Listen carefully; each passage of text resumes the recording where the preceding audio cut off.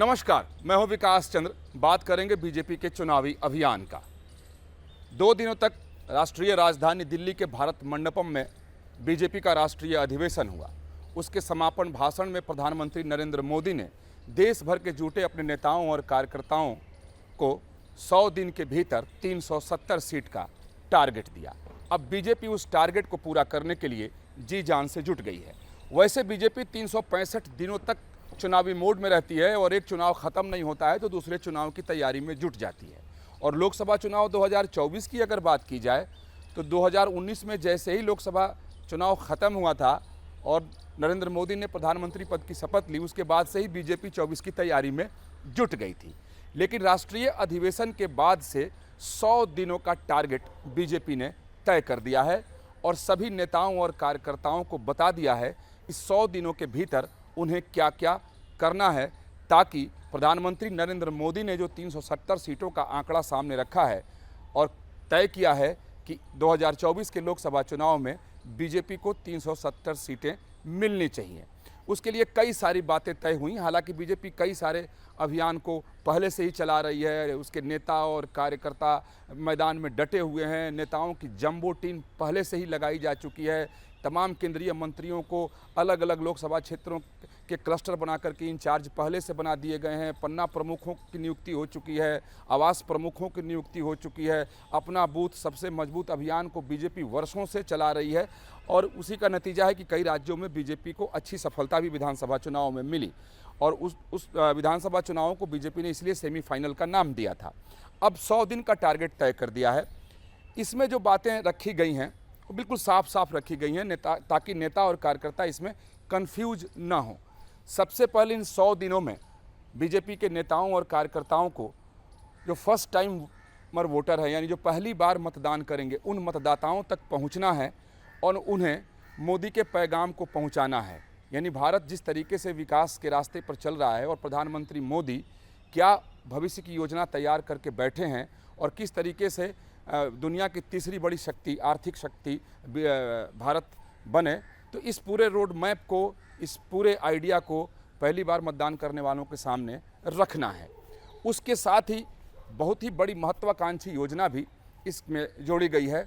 कि जितने भी केंद्र सरकार की योजनाओं के लाभार्थी हैं, उन लाभार्थियों के परिवार तक पहुंचना है। यानी 6 करोड़ परिवार तक बीजेपी के नेताओं और कार्यकर्ताओं को 100 दिन के भीतर पहुंच जाना है। यानी लगभग 35 करोड़ लोगों से मिलकर संवाद करना है और उन्हें बताना है कि किस तरीके से मोदी सरकार आम लोगों की, गरीबों की चिंता करती है और उसी चिंता का फल है कि कई सारी योजनाएं चली जिसका लाभ आप लोगों को मिला है।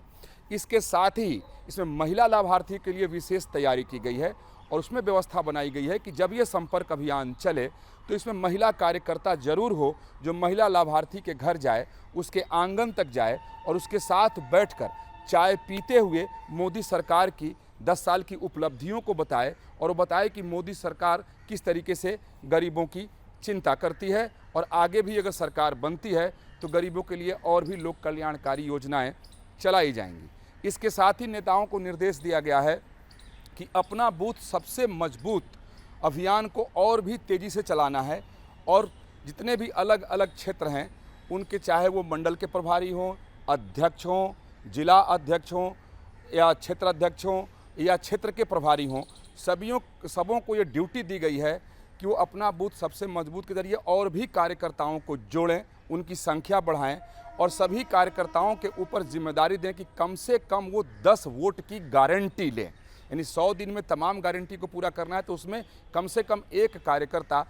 10 वोट की गारंटी ले ताकि 370 के आंकड़े को पाया जा सके। इसके साथ ही जो 100 दिन का टारगेट है उसमें ये भी नेताओं को निर्देश दिया गया है कि जिन राज्यों में पार्टी की सरकार है, यानी बीजेपी की सरकार है, तो वहाँ संगठन और सरकार आपस में तालमेल बिठाकर इस ढंग से काम करे कि हर मतदाता तक ये जानकारी पहुँच जाए कि मोदी सरकार ने कौन कौन सी योजनाओं को शुरू किया और उसके क्या क्या लाभ थे और क्या क्या लाभ मिले, साथ में राज्य की क्या क्या योजनाएं चली हैं और उनको उसका लाभ क्या मिला है। यानी डबल इंजन की सरकार का कितना लाभ उन्हें मिला है, ये भी उन्हें बताया जाए। इसके साथ ही नेताओं को ये भी निर्देश दिया गया है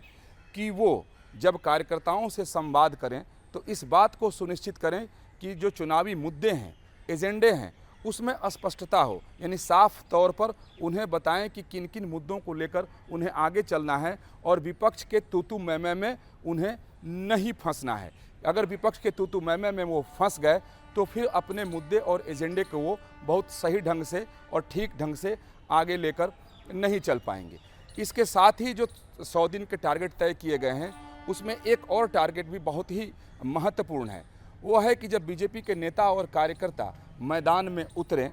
तो जो भी विधानसभा क्षेत्र हैं, यानी जो विधानसभा क्षेत्र के हिसाब से, उसमें कम से कम 10,000 जागरूक मतदाता को नमो ऐप से ज़रूर जोड़ें ताकि उन्हें सारी जानकारी मिलती रहे। और न सिर्फ नमो ऐप से उन्हें जोड़ें बल्कि नमो ऐप के बारे में उन्हें पूरी जानकारी दें। नमो ऐप कैसे चलता है वो भी उन्हें सिखाएं और विस्तार से बताएं। इसके साथ ही जो युवा मतदाता हैं, जो पहली बार वोट डालने वाले हैं वो अलग, जो युवा मतदाता हैं, युवा मतदाताओं के सामने जो मनमोहन सरकार के ऊपर श्वेत पत्र लाया गया था संसद भवन के अंदर, और जब राष्ट्रीय परिषद की बैठक हुई उसमें भी श्वेत पत्र आया 10 साल के मनमोहन सरकार की आर्थिक गतिविधियों पर, उसको भी युवा मतदाताओं के सामने रखें और 10 साल की जो मोदी सरकार की उपलब्धि है उसे भी उनके सामने रखें। पार्टी ने इसे इसलिए तय किया है कि बहुत सारे युवा कांग्रेस के दौरान जो मतदाता नहीं थे और बहुत अच्छे ढंग से नीतियों को वो समझ नहीं सके थे, तो उन्हें ये जानकारी होनी चाहिए कि किस तरीके की भ्रष्ट सरकार मनमोहन सरकार थी और किस तरीके से मोदी सरकार ने अपने 10 वर्षों में एक भी भ्रष्टाचार नहीं होने दिया है और युवाओं के लिए क्या कुछ काम मोदी सरकार ने किया है। इसके साथ ही किसानों के लिए भी विशेष अभियान इसके तहत चलाया जाएगा, यानी कार्यकर्ताओं को और नेताओं को निर्देश दिया गया है कि सभी बूथों पर वो चिन्हित करें जो कितने किसान परिवार हैं और उन किसान परिवारों तक वो जाएं और भारत सरकार की किसान नीति के बारे में उन्हें बताएं। यानी मोदी सरकार ने किसान कल्याण मंत्रालय बनाया और उसके तहत किसान सम्मान निधि दिया और साथ ही किसानों के हित के लिए और किसानों के फ़ायदे के लिए मोदी सरकार क्या क्या करती है उसे विशेष तौर पर किसानों को बताएं। इसके साथ ही इसमें अल्पसंख्यक समाज के लिए भी एक विशेष अभियान जोड़ा गया है। अल्पसंख्यक समाज में है कि अल्पसंख्यक समाज की महिलाओं से विशेष तौर पर संपर्क बीजेपी के कार्यकर्ता और नेता साधें और उसमें भी महिला कार्यकर्ताओं की उपस्थिति को अनिवार्य रखा गया है कि वो मुस्लिम महिलाओं से मिलें और उन्हें 3 तलाक और हलाला जैसे विषय पर जानकारी दें और बताएं कि किस तरीके से मोदी सरकार ने इस सामाजिक कुरीति को ख़त्म करने की कोशिश की है और कानूनी रूप से उन्हें सशक्त बनाया है। साथ ही जब बीजेपी के नेता और कार्यकर्ता जब इस अभियान में जुटे, यानी 100 दिन के अपने टारगेट को लेकर के मैदान में उतरें, तो जब भी मतदाता के पास जाएं तो उन्हें तमाम मोदी सरकार की आर्थिक गतिविधियों के बारे में तो जानकारी दें ही, देश की उपलब्धि के बारे में बताएं, मोदी सरकार की सफल विदेश नीति के बारे में बताएं, उसके साथ साथ राम जन्मभूमि की उपलब्धि को अवश्य बताएं और उन्हें बताएं कि किस तरीके से मोदी की वजह से 500 साल से ज़्यादा वक्त का संघर्ष खत्म हुआ और अब राम जन्मभूमि पर भव्य और दिव्य राम मंदिर बनकर तैयार हो चुका है। इसके साथ धारा 370 खत्म किया गया, इसकी भी वो जानकारी दें। आर्थिक स्थिति कैसे बदली है, कैसे फ्रेजाइल 5 में पहले भारत की आर्थिक स्थिति थी, अब टॉप 5 में भारत पहुंच चुका है, इसकी भी उन्हें जानकारी दें। साथ ही उन्हें बताएं कि लोक कल्याणकारी योजनाएं चलाई जा रही हैं, अगर उन्हें लाभ नहीं मिला है तो उसकी भी जानकारी जुटाएं कि कैसे उन्हें लाभ नहीं मिला है। यानी मोदी सरकार की जो जो उपलब्धि रही है, और इसमें एक और उपलब्धि भी अब जोड़ दी गई है कि जिस तरीके से अरब की भूमि पर मंदिर का निर्माण हुआ है, तो वो भी बताएं कि मोदी की वजह से सनातन का पताका अब अरब की भूमि पर भी फहराने लगा है और पश्चिमी एशिया का सबसे भव्य और दिव्य मंदिर बनकर अबू धाबी में तैयार हो गया है। उसी तरीके से जो नौजवानों की शिक्षा में किस तरीके से बदलाव लाया गया, छोटे बच्चों की शिक्षा के लिए किस तरीके से मोदी सरकार काम कर रही है, किस तरीके से उसे व्यवहारिक बनाया जा रहा है, प्रैक्टिकल बनाया जा रहा है, साथ ही महिलाओं के सशक्तिकरण के लिए मोदी सरकार ने क्या कुछ कदम उठाए हैं, इन सारी बातों की जानकारी उन्हें देनी है। इसके लिए अलग अलग भाषा में, यानी सभी प्रदेशों में, कहीं तमिल में, तेलुगु में, बांग्ला में, मराठी में, गुजराती में, हिंदी में, नेपाली में, सभी अलग अलग भाषा और बोलियों में भी लिटरेचर तैयार किए गए हैं ताकि वहाँ के लोग अपनी अपनी मातृभाषा में पढ़कर समझ सकें। लेकिन इसमें एक और अत्यंत ही महत्वपूर्ण बात है और विषय भी है कि जो 100 दिन का टारगेट दिया गया है, इसमें एक और टारगेट है कि जब वो अपने अभियान में निकलें तो जो दूसरे दल के अच्छे छवि के कार्यकर्ता हैं और नेता हैं, उनसे भी वो ज़रूर संपर्क स्थापित करें और कोशिश करें कि वो बीजेपी के साथ जुड़ें और उन्हें मोदी की उपलब्धियों के बारे में बताएं कि कैसे मोदी सरकार ने अपने 10 साल के कार्यकाल में भारत को विश्व गुरु बनने के रास्ते पर आगे पहुंचाया है। अगर इस बार मोदी सरकार फिर से बनती है तो कैसे भारत विश्व गुरु बनने की दहलीज पर पहुंच जाएगा। साथ ही वो प्रयास करें कि दूसरे दल के अच्छे कर्मठ कार्यकर्ता और नेता बीजेपी को ज्वाइन करें। इसके साथ ही ये भी निर्देश दिया गया है कि सभी जातियों के, समाज के, वर्गों के, अलग अलग संगठनों के प्रभावी व्यक्तियों और नेताओं से भी संपर्क साधें और उन्हें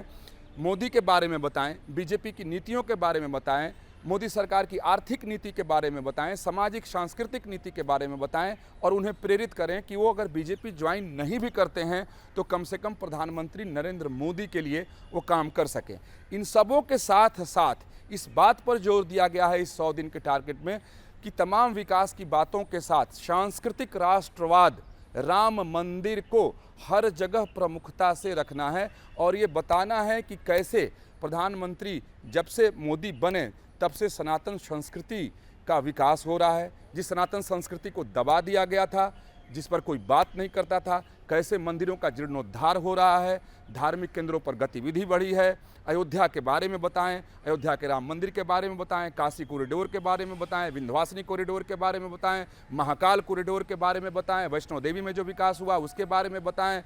और ब्रह्मकुंड साहिब का कैसे विकास हुआ उसके बारे में बताएं। इन तमाम धार्मिक बातों को भी बताएं। यानी विकास के साथ साथ बीजेपी ने इस 100 दिन में अपने सांस्कृतिक राष्ट्रवाद और हिंदुत्व के एजेंडे को भी मजबूती से रखने के लिए पूरा सांगठनिक ढांचा तैयार किया है और अपने कार्यकर्ताओं को ट्रेंड करके मैदान में उतार दिया है। और अब बीजेपी के कार्यकर्ता मैदान में उतर गए हैं और अब 2024 के मतदान का इंतजार रहेगा।